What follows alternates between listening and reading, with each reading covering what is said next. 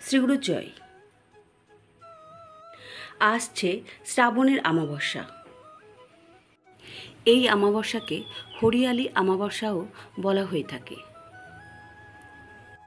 আগামী আগস্টের 4 তারিখে শ্রাবণ অমাবস্যা। এই পূর্ণ তিথিতে কি কি উপায় করলে সংসারে সুখ আসবে, আপনার অর্থভাগ্য খুলবে, আপনার ধন সম্পদ এবং সৌভাগ্য বৃদ্ধি পাবে,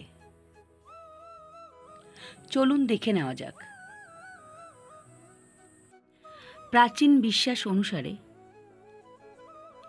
এই তিথিতে বৃক্ষ পুজো করা অত্যন্ত শুভ বলে মনে করা হয়। পুজো করা হয় তুলসী গাছ ও অশ্বত্থ গাছের। পবিত্র অশ্বত্থ গাছকে প্রদক্ষিণ করুন। এর পাশাপাশি এই তিথিতে যে কোনো বীজ রোপণ করাকেও শুভ বলে মনে করা হয়। অশ্বত্থ বা পাকুড় গাছ, বট গাছ, কলা গাছ এবং লেবু গাছ, এই গাছগুলি বাড়িতে রোপণ করতে পারেন। শ্রাবণ মাসে বাড়িতে এই গাছগুলো রোপণ করা অত্যন্ত শুভ বলে মনে করা হয়। শ্রাবণ অমাবস্যা তিথিতে